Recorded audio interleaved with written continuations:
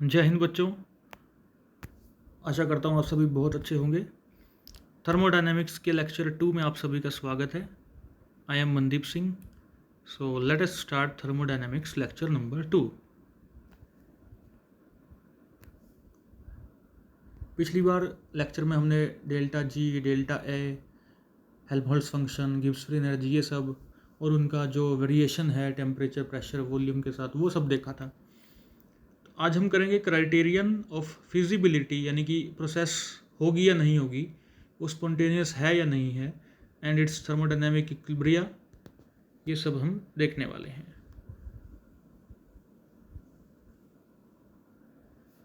तो देखिए, सबसे पहली इक्वेशन आपके सामने लिखी है ds सिस्टम। s मतलब एंट्रोपी, सिस्टम की एंट्रोपी और सराउंडिंग की entropy greater than equal to 0।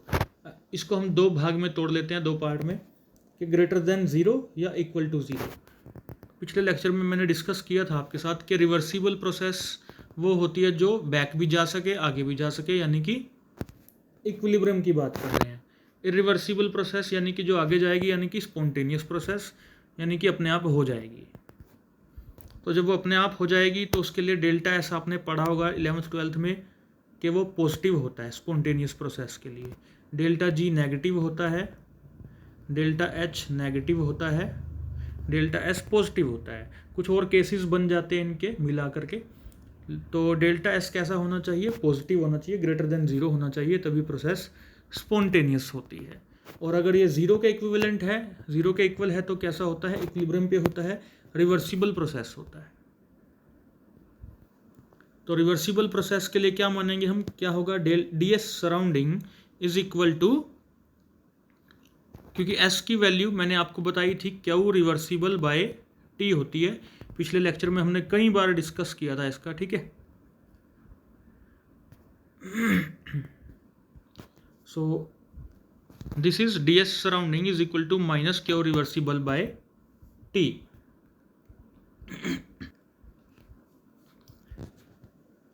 और from this equation T D S कितना हो जाएगा? Minus del Q reversible, del Q reversible, ठीक है। इसको रीअरेंज कर लेना आप, क्योंकि सराउंडिंग की बात कर रहे हैं ना, तो माइनस लग गया, minus Q reversible by T. और T D S is equal to कितना आ गया? Minus Q reversible. तो टी यहाँ टेम्परेचर है, एस यहाँ एंट्रोपी है। एक टी डी एस होता है total dissolved solid, R O का चेक करते हैं ना आपका, एक टी डी एस वो होता है। एक टी डी एस वो होता है जो कॉमर्स के बच्चे पढ़ते हैं कि इनकम टैक्स, जो एक तरह का इनकम टैक्स, लेकिन हम यहाँ टी बड़ा, डी छोटा, एस बड़ा, इसकी बात कर रहे हैं, ठीक है। तो टी डी एस सराउंडिंग कितना आ गया? Minus Q reversible. और क्यू रिवर्सिबल की वैल्यू आपने पढ़ रखी है पिछली बार भी, 12th में भी पढ़ रखी है, डी ई प्लस पी डी वी। तो इसको यहाँ डाल देंगे तो आपको टी डी एस क्या बन जाएगा? T D s minus of d E plus P D v. इसको पहले नंबर की इक्वेशन में डाल दीजिए, पुट इट इन फर्स्ट। और जब वहाँ पर आप पुट करेंगे तो इसको ऐसे कर सकते हैं, D S surrounding is equal to minus D E plus P D V divide by T आ जाएगा। इसको आप यहाँ डाल दीजिए, फिर इसको रीअरेंज कर दीजिएगा, ठीक है। तो जैसे ही आप इसको रीअरेंज कर देंगे तब आपके पास ये बन जाएगी t D s system greater than equal to d E plus P D v. इस इक्वेशन का सहारा हमें ले के अब क्राइटेरियंस को निकालने की कोशिश करनी है। कौन सी को? लास्ट में जो निकली है, ठीक है। जैसे कि पहला है हमारे पास criteria of spontaneity in terms of entropy. तो ये हमारी मेन इक्वेशन है जो आपको याद रखनी है, t D S is greater than equal to d E plus P D v. हमें चाहिए एंट्रोपी की टर्म्स में, तो हमें डी एस को जिंदा रखना है, डी एस को रखना है जिंदा, यानी कि डी ई को 0 कर दीजिए, डी वी को 0 कर दीजिए। डी ई 0 मतलब isodynamic process, D V is equal to 0 मतलब आइसोकोरिक प्रोसेस। ये दोनों 0 हो गए, तो t D s at e constant e v is greater than equal to 0। और अगर टी को नीचे ले जाएंगे 0 बाई टी, वो भी 0 ही होगा, ठीक है। तो अल्टीमेटली हमारे पास बचा d s at constant e comma v is greater than equal to 0। This is criterion in terms of entropy, बिल्कुल सिंपल है। अगला क्राइटेरियन देखते हैं in terms of internal energy. हमारी मेन इक्वेशन कौन सी थी, ये रही, TdS greater than equal to DE plus PdV। हमें क्या चाहिए, हमें चाहिए इंटरनल एनर्जी, हमें इंटरनल एनर्जी को बचाए रखना है, DE को, ठीक है। और जो अब दिखाई दे रहा है DV ज़ीरो कर दो, DS ज़ीरो कर दो, तो ग्रेटर देन इक्वल टू ये ज़ीरो के बराबर आ गया। DE की तरफ क्या रहेगा, स्मॉलर देन रहेगा बच्चे, ध्यान में रखना।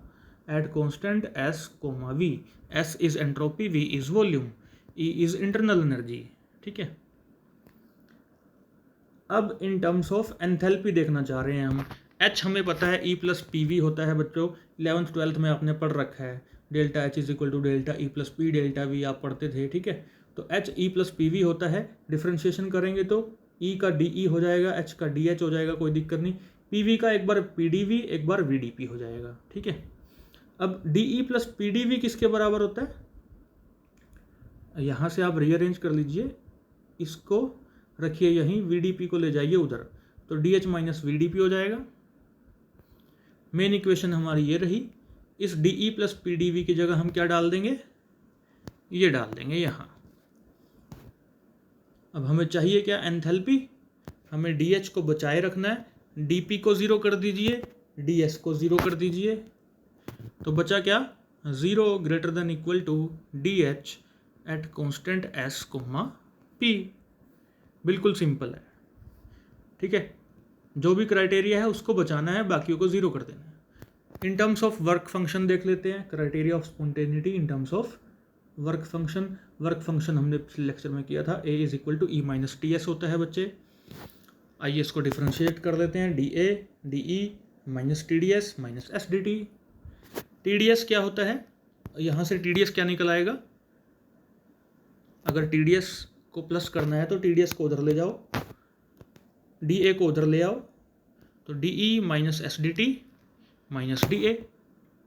TDS की वैल्यू ये आ गई, इसको मेन इक्वेशन में रख दीजिए, तो TDS की जगह क्या आ जाएगा, DE minus SDT minus DA, और यहाँ ये था ही ऐसे का ऐसे, ठीक है। DE से DE कट जाएगा आपका, DE से DE कट जाएगा, जो बाकी बचा है उसमें देख लीजिए, वर्क फंक्शन वाले को बचाना है हमने, DT ज़ीरो कर दीजिए, DV ज़ीरो कर दीजिए, तो क्या बचा, माइनस DA एट क्या क्या ज़ीरो किया था, T और V greater than equal to zero. अगर ये माइनस को प्लस करना है तो इसको उधर ले जाए सारे के सारे को, तो ये बन जाएगा, ये पहले ग्रेटर देन इसके A की तरफ था, अब A के तरफ क्या है, स्मॉलर देन है, क्योंकि हमने माइनस हटाया, उधर ले गए हम। Criterion in terms of free energy, GH minus TS के बराबर होता है, ठीक है, और H हमारा E प्लस PV के बराबर होता है। कर दीजिए differentiation, DG DE PDV VDP TDS SDT, minus तो रहेगा, ठीक है। अब DE प्लस PDV अगर निकालना है तो बाकी सबको ले जाओ उधर, तो DG minus VDP plus TDS plus SDT। अब DE प्लस PDV हमारे पास आ चुका है, इसको हमने TDS की फॉर्म में रखना है, तो DG minus VDP plus TDS plus SDT, okay. DE क्या होता है बच्चे, Q प्लस W, या PDV लिख लीजिए, PDV,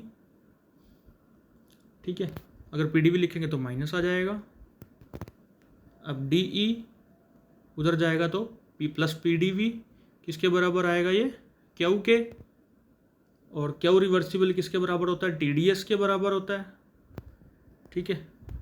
तो यहाँ आ गया हमारे पास TDS, बाकी सब ऐसे का ऐसा है।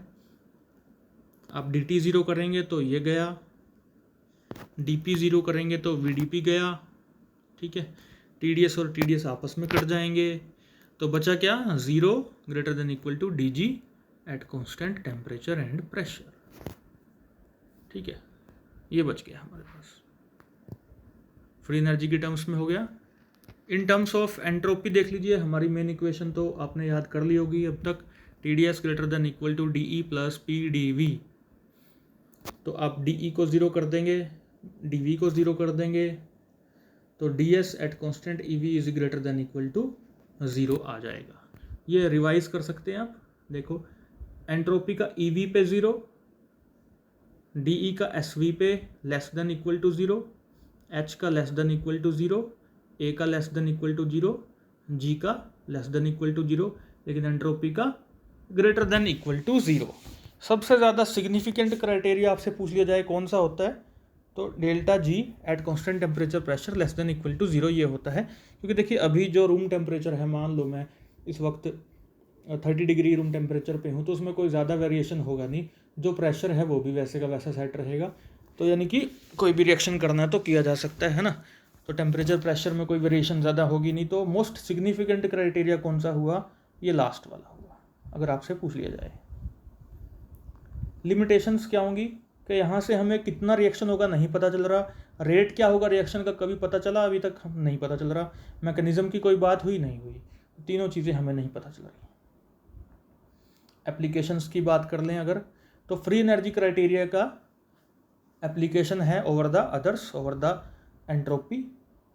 अभी थोड़ी देर पहले डिस्कस किया कि टेम्परेचर प्रेशर जो है वो रूम का कांस्टेंट रहेगा, तो वहाँ पे हमारे लिए डेल्टा G वाले जो क्राइटेरिया है उसमें फ़ायदा रहेगा।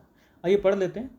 It requires change in free energy of system eight constant temperature and pressure, जो मैंने कहा आपसे, and it is not concerned with the surroundings.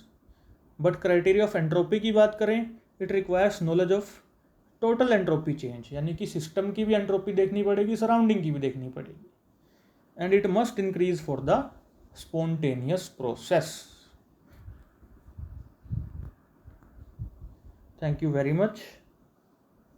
I hope आपको सारा लेक्चर समझ में आ गया होगा। धन्यवाद। जय हिंद।